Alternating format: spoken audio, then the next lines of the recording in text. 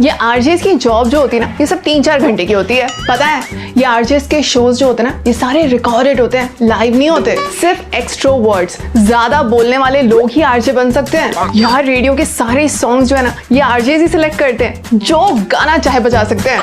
हाय everyone, मैं हूं Deepika and welcome back to my channel. और आज रेडियो जॉकिंग के एक और बहुत ही इंटरेस्टिंग टॉपिक पर मैं आपसे बात करने वाली हूं। जी हाँ, रेडियो जॉकिंग से जुड़े हुए मिथ्स एंड फैक्ट्स। सो बिना देर किए वीडियो शुरू करते हैं।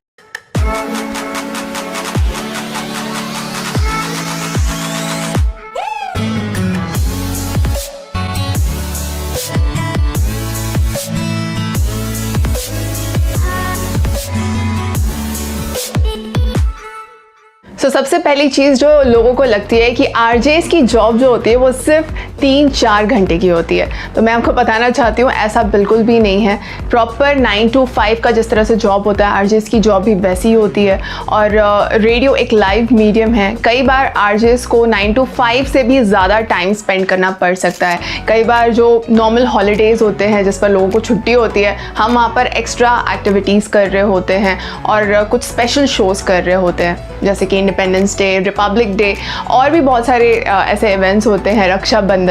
इस मामले में मुझे लगता है आरजेस जो हैं उनको थोड़े से एक्स्ट्रा एफर्ट्स लेने होते हैं। सिर्फ 3 से 4 घंटे का शो होता है, लेकिन ड्यूटी पूरी 8 से 10 घंटे की होती है। भाई कई लोगों को ये भी लगता है कि आरजेस के जो शोज होते हैं ना वो लाइव नहीं होते हैं। देखिए, रेडियो एक लाइव मीडियम है एंड स्पेशली एक लोकल मीडियम है। शहर से जुड़ी हुई बातें जो हैं वो हम ज़्यादा रेडियो पर करते हैं। लोगों के अंदर ये जो मिथ है कि शोज़ लाइव नहीं होते हैं, ये पॉसिबल ही नहीं है। अगर आप डेली रेडियो सुने और आप एक रेगुलर रेडियो लिसनर हैं अगर, तो आपको पता होगा कि आरजेस जो हैं वो करंट टॉपिक्स उठाते हैं और जहाँ पर लिसनर्स से वो उसके बारे में बात करते हैं, 2-वे कम्युनिकेशन होता है। एंड डेफिनेटली अगर किसी करंट टॉपिक पर बात हो रही है तो वो रिकॉर्डेड कैसे हो सकता है, वो डेफिनेटली एक लाइव शो होता है। हाँ, कई बार ये होता है जो रात के शोज़ होते हैं जिन्हें हम सिंडिकेटेड शोज़ कहते हैं, 9 बजे के बाद या फिर 11 बजे के बाद, इस तरह के शोज़ जो होते हैं ये रिकॉर्डेड होते हैं, क्योंकि ऑफकोर्स उतनी देर तक कोई आरजे लाइव नहीं रह सकता। कई बार रहते भी हैं लोग कई सारी सिटीज़ में, बट मोस्टली सुबह 7 बजे से लेके रात के 9 बजे तक के जो शोज़ होते हैं वो हमेशा लाइव होते हैं। भाई ये तो मिथ है ही, और इसके ऊपर मैंने एक अलग से वीडियो भी बनाया है। बहुत सारे लोगों को ये लगता है कि जो बहुत ज़्यादा बात करते हैं, जो बहुत ज़्यादा बोलते हैं, एक्सट्रोवर्ट्स होते हैं, वही आरजे बन सकते हैं। मैंने इसके ऊपर एक वीडियो बनाया है कि इंट्रोवर्ट लोग भी आरजे बन सकते हैं। बेसिकली ज़्यादा बोलने से ज़्यादा इम्पॉर्टेंट होता है आपका अच्छा थॉट प्रोसेस और आपका अच्छा बोलना। इनफैक्ट आपको कम शब्दों में बहुत ही ज़्यादा सटीक बात कहनी होती है। उसके लिए कभी भी ज़्यादा बोलने की ज़रूरत नहीं है। रेडियो पे आपको बहुत ज़्यादा नहीं बोलना होता है। इनफैक्ट आपको 1 मिनट 1.5 मिनट का टाइम मिलता है जिसमें आपको अपनी पूरी बात कंप्लीट करनी होती है। सो डेफिनेटली कोई भी इंसान जो है वो आरजे बन सकता है जिसका थॉट प्रोसेस अच्छा है, भले ही वो कम बोलता हो। ऐसा बिल्कुल भी ज़रूरी नहीं है कि आप ज़्यादा बोलेंगे तो ही आप एक अच्छे आरजे बन सकते हैं। ये भी एक बहुत बड़ा मिथ है जो लोगों को लगता है कि रेडियो पर जो सॉन्ग्स प्ले होते हैं वो आरजेस प्ले करते हैं। देखो, कई बार होता है, लाइक 10% मैं बोलूँगी, 10% कंडीशंस में आरजे कोई अथॉरिटी होती है कि वो लोगों की पसंद के या फिर खुद की पसंद के गाने चलाएं। बट अदरवाइज इसके लिए एक प्रॉपर पोस्ट होती है म्यूज़िक मैनेजर की, जो गानों को सिलेक्ट करते हैं और उसके अलावा बहुत सारी पॉलिसीज़ फॉलो करनी पड़ती है रेडियो पे।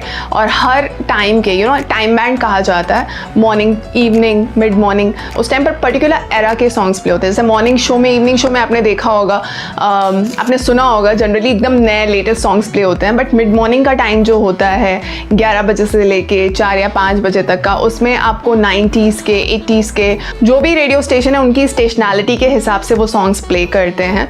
तो बहुत सारी पॉलिसीज़ होती हैं, रॉयल्टी होती है और बहुत सारी चीज़ें रिसर्च करके रेडियो पर सॉन्ग्स प्ले किए जाते हैं। ये इतना आसान नहीं होता है जितना हमें बाहर से नज़र आता है। म्यूज़िक मैनेजमेंट एक बहुत बड़ा एरिया है रेडियो में, जो बहुत ही ज़्यादा डेडिकेटेड लोग उसको परफॉर्म करते हैं और वो सिर्फ आरजे के हाथ में नहीं होता।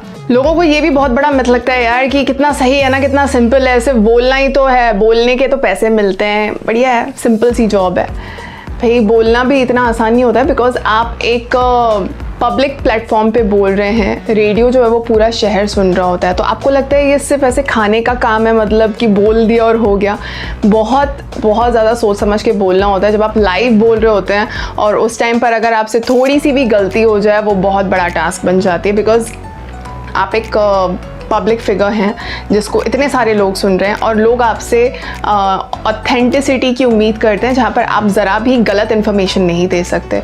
तो बहुत ज़्यादा रिसर्च करके हर एक चीज़ नाप तोल के रेडियो पे बोलनी होती है, जो मुझे लगता है अब तक का मेरी लाइफ का सबसे डिफ़िकल्ट टास्क है। और इतना ज़्यादा बोलने को लेकर के मैंने कभी सोचा नहीं था कि बोलने जैसी चीज़ भी इतनी डिफ़िकल्ट हो सकती है या फिर इतनी क्रूशल हो सकती है। एंड सीरियसली उस वजह से मुझे लगता है रेडियो जॉकिंग एक बहुत ही टफ जॉब है। सिर्फ बोलने का काम नहीं है, बहुत प्रिपरेशंस लगती है। एक दिन पूरा पहले हमें शो प्रिपेयर करने होते हैं, उसका अप्रूवल लेना होता है, और उसके बाद ही जा कर के हम रेडियो पे कोई भी बात कह सकते हैं। बहुत सारे लोगों को ये भी लगता है कि यार रेडियो जॉकीज़ की जो आइडेंटिटी होती है वो छुपाते हैं, उनके नाम ओरिजिनल नहीं होते हैं। तो हो सकता है बहुत सारे कंडीशंस में जब कोई आरजे कोई कैरेक्टर प्ले कर रहा है, जैसे आप लोगों ने रेडियो पर बहुत सारे कैरेक्टर्स सुने होंगे, बड़े फेमस कैरेक्टर्स, तो उस टाइम पर जो कैरेक्टर वो प्ले कर रहे हैं ऑफकोर्स वो वही नाम से जाने जाते हैं, जबकि उनके ओरिजिनल नाम कुछ और होते हैं। बट ऐसा ज़रूरी नहीं है कि हर किसी के नाम बदले हुए हों। मेरा नाम बदला हुआ नहीं है। I am born as Deepika, और यहाँ पर भी मैं दीपिका हूँ और रेडियो पर भी मैं दीपिका हूँ। सो कई सारे आरजेस जो हैं वो बदल देते हैं अपना नाम, लेकिन हर आरजे अपना नाम बदलते हैं, हर आरजे अपनी आइडेंटिटी छुपाते हैं, ऐसा बिल्कुल भी ज़रूरी नहीं है। और एक चीज़, लोगों को लगता है कि आरजेस को ना स्क्रिप्ट बन के मिलती है।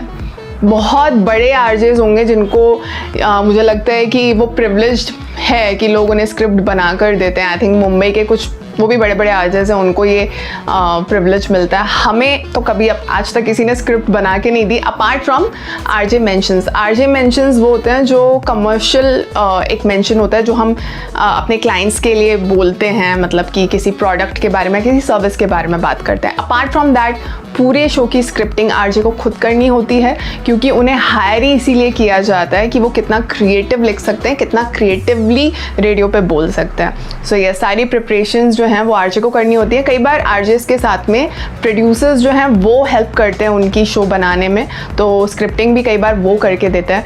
बट पूरी तरह से शो स्क्रिप्टेड होता है और स्क्रिप्ट कहीं और से बन के मिलती है, ये बिल्कुल भी सही नहीं है। और बहुत सारे लोग ये कहते हैं कि यार radio jockeying is a very short term job, मतलब कि 3-4 साल का जॉब है, उसके बाद क्या, करियर नहीं है इसमें। पर आप कितने सारे आरजेस के नाम गिन सकते हैं जो फुल फ्लेजेडली पिछले 15-20 सालों से रेडियो में हैं। मुझे लगता है ये आरजे का अपना चॉइस होता है, अगर वो उतने पैशनेटली डेडिकेटेडली रेडियो में अपनी लाइफ देते हैं और उनकी लिसनरशिप अच्छी होती है, लोग उन्हें फॉलो करते हैं, उनका नाम अच्छा होता है, तो उनका करियर जो है वो काफ़ी लंबा चलता है। मतलब मैं ये नहीं कह रही हूँ कि हमेशा ही ऐसा होता है। कई बार लोगों की कुछ कंडीशंस होती हैं, वो मेहनत करते भी हैं तो भी नहीं हो पाती है बहुत सारी चीज़ें, तो वहाँ पर कुछ सर्कमस्टांसेस ऐसे आ जाते हैं कि मे बी उनको अपनी जॉब या प्रोफाइल चेंज करनी पड़ती है। बट अदरवाइज़ ये बिल्कुल भी ऐसा ज़रूरी नहीं है कि सिर्फ 3-4 साल की ये जॉब होती है और उसके बाद में कुछ होता नहीं है आगे, और इसको एज अ करियर लोग नहीं ले सकते। डेफिनेटली आप इसे एक अच्छे करियर की तरह ले सकते हैं अगर आपको अपॉर्चुनिटी मिलती है तो, क्योंकि आजकल अपॉर्चुनिटीज़ मिलना ही सबसे बड़ा टास्क है। अब मुझे ले लीजिए, मुझे 11 साल ऑलरेडी इस फील्ड में हो चुके हैं, और देखते हैं और कितनी लंबी जर्नी है इसमें मेरी। और बड़े अजीब से मिथ हैं लोगों के मन में ये कि या तो कई लोग कहते हैं कि आरजेस की सैलरी बहुत कम होती है, या तो कई लोग कहते हैं आरजेस की सैलरी बहुत ज़्यादा होती है, मतलब 6 फिगर सैलरी होती है। तो देखिए, कम तो नहीं होती है। जब भी कोई आरजे जॉब पे लगते हैं उनकी मिनिमम सैलरी आज की डेट में 20,000 है। जी हाँ, 20K उनकी सैलरी होती है, ये मिनिमम है हर सिटी में। और सिटी वाइज भी बहुत सारी चीज़ें डिफ़र करती हैं। अगर आप बड़ी सिटी में हैं तो और आपको ज़्यादा, इससे भी ज़्यादा सैलरी मिल सकती है। तो P1 स्टेशन होते हैं, P2 स्टेशन होते हैं, उस पर बहुत सारे चीज़ें डिपेंड करती है। और जैसे जैसे आरजे की पॉपुलैरिटी बढ़ती है, उनका एक्सपीरियंस बढ़ता है, उनकी सैलरी भी उस हिसाब से बढ़ती जाती है। और 6 फिगर की जहाँ तक बात है तो वो भी बहुत सारे लोग कमा रहे हैं बहुत सारी सिटीज़ में, तो ये अच्छा है यार। सैलरी के पॉइंट ऑफ व्यू से भी आई थिंक आरजेस की जॉब जो है वो काफ़ी अच्छी है। तो भाई ये बहुत सारे ऐसे मिथ्स हैं, मैंने दूर करने की कोशिश की है क्योंकि मैंने लोगों को ये सारी बातें कहते हुए सुना है। लोग पर्सनली मुझसे इस तरह के सवाल करते हैं, तो मैंने सोचा कि इस पर भी मैं एक डेडिकेटेड वीडियो बनाती हूँ। And guys thank you so much, आप लोग बहुत ज़्यादा पेशेंस रख के हो। आप लोगों के और मेरे पास मेल्स आए हैं आप लोगों की रिकॉर्डिंग्स के, जिस पर मैं फिर से बहुत जल्दी एक रिव्यू वीडियो बनाने वाली हूँ। आप लोगों ने जो भी लिंक्स रिकॉर्ड किए हैं, अपनी आवाज़ रिकॉर्ड करके मुझे भेजी है, मैं बिल्कुल अपने ऑनेस्ट रिव्यूज़ आपको बहुत जल्दी उससे रिलेटेड जो है बताने वाली हूँ अपने नेक्स्ट वीडियो में। और एक बहुत इम्पॉर्टेंट चीज़ जो है वो मैं आपके साथ शेयर करना चाहती हूँ। उसके पहले आप सभी को मैं ये भी कह दूँ कि अगर आपके मन में भी कोई सवाल है रेडियो जॉकिंग से रिलेटेड, जैसे आज मैंने बहुत सारे सवालों के जवाब दिए, तो कुछ और भी चीज़ें हैं जो आपको ऐसा लगता है, आप सोचते हैं ऐसी होती हैं लेकिन आपको पता नहीं है कि सच्ची में वो फैक्ट है या नहीं है, तो आप डेफिनेटली मुझे कमेंट करके इस वीडियो के नीचे बता सकते हैं। मैं उन सारे सवालों के जवाब भी देने की पूरी कोशिश करूँगी। हाँ जी, और मैं अब से अपने हर वीडियो में new trial of the week जो है वो शेयर करने वाली हूँ। और इस हफ्ते आप मेरे डेस्क पर देख सकते हैं, बहुत देर से ये प्रोडक्ट रखा हुआ है क्योंकि अभी रिसेंटली मैंने फिर से वर्कआउट करना शुरू किया है। और जब आप वर्कआउट करते हैं, आप सबको पता है, मतलब हर किसी को पता है कि प्रोटीन कितना ज़्यादा ज़रूरी होता है। सिर्फ वर्कआउट ही नहीं, डेली डाइट में भी हम सभी के लिए प्रोटीन की इंपॉर्टेंस बहुत ज़्यादा है। अगर हम अपना वेट मैनेज करना चाहते हैं, हम एनर्जेटिक फील करना चाहते हैं और प्रॉपर हमारी बॉडी में जो न्यूट्रिशन है, प्रोटीन की रिक्वायरमेंट है वो पूरी होनी चाहिए, उसके लिए प्रोटीन पाउडर हम लेते हैं आजकल। और मुझे लगता है ये लेना चाहिए, इसमें कोई बुरी बात नहीं है। और इसलिए मैंने ऑर्डर किया है इस बार ये बिग मसल्स न्यूट्रिशन का प्रोटीन, जो कि फ्रूटी फ्लेवर है। This is a pineapple flavour. और मैंने अभी तक इसको खोला नहीं है, मैंने सोचा मैं आपके साथ ही इसको अनबॉक्स करूँगी। तो ये है बिग मसल न्यूट्रिशन का प्रोटीन, जो आपको कई सारे फ्लेवर्स में मिलता है। मतलब नॉर्मली आप जाएं कोई भी दूसरा प्रोटीन पाउडर ले रहे हैं तो उसमें 3 से 4 फ्लेवर्स ही होते हैं, बटर स्कॉच, चॉकलेट, मोका। लेकिन इसमें आपको बहुत सारे फ्लेवर्स मिलते हैं, पाइनएप्पल, मैंगो, लीची, स्ट्रॉबेरी, और भी बहुत सारे ऑप्शंस हैं। और सारे के सारे मोस्टली फ्रूटी फ्लेवर्स है बिकॉज इट्स प्रोटीन। और क्यों मैंने इसे चूज़ किया है, बिकॉज ये हाइड्रोलाइज प्रोटीन है जो आपको इस रेंज में कोई और कंपनी नहीं देती है। इट्स लाइक 1600 में आपको इतना बढ़िया जो है ये प्रोटीन पाउडर मिलता है, विच इज़ 1 kg। इसके 34 ग्राम के स्कूप में आपको 26 ग्राम प्रोटीन मिलता है। और साथ ही साथ ये ग्लूटेन फ्री है, इसमें शुगर बिल्कुल भी नहीं है। और इसमें 5.5 ग्राम BCAA भी आपको मिलता है। बहुत ही लाइट और क्रिस्पी फ्रूट फ्लेवर आपको इसमें मिलता है। फिलहाल मुझे लगता है हमें इसे ट्राई भी करना चाहिए क्योंकि प्रोटीन जो है वो जब घुलता है तो एकदम अच्छे से घुलता है, उसमें लम्स नहीं पड़ने चाहिए। वो उसकी प्योरिटी की निशानी होती है प्रोटीन पाउडर की, किसी भी अच्छे प्रोटीन पाउडर की। और इसके साथ ये प्रोटीन शेकर भी मिलता है साथ में, तो मुझे बहुत ही अच्छा लगा। और ये प्रॉपर लीक प्रूफ है, तो इसे आप कहीं पर भी कैरी कर सकते हैं। अभी इसमें मैंने पानी भर के रखा हुआ है, मैं आपको यहाँ पे बना के दिखाती हूँ। प्रॉपर 1 स्कूप भर के इसमें मैंने ये प्रोटीन पाउडर डाल दिया, प्रोटीन पाउडर एक्चुअली और इसको अच्छे से शेक करना है। लम्स बिल्कुल नहीं है, आप देखो इसमें एकदम शेक जैसा इसमें फिज है। And I want to tell you, इसमें बिल्कुल भी शुगर नहीं है। टेस्ट में कैसा है ठीक है, देखते हैं।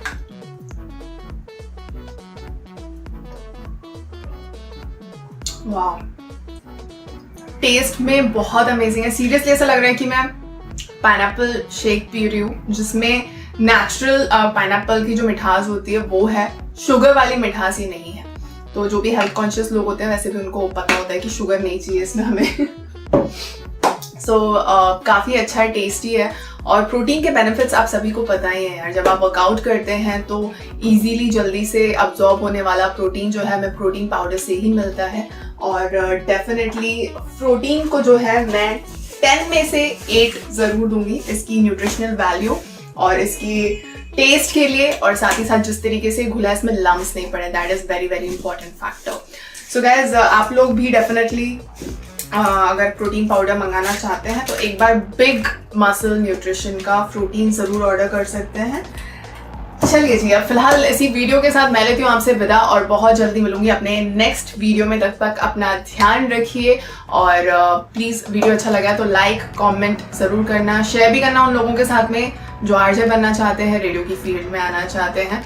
और कमेंट करके मुझे ज़रूर बताना कोई और सवाल आपके मन में हो रेडियो जॉकिंग से रिलेटेड। मिलते हैं नेक्स्ट वीडियो में, तब तक अपना ध्यान रखिए। Take care and bye bye.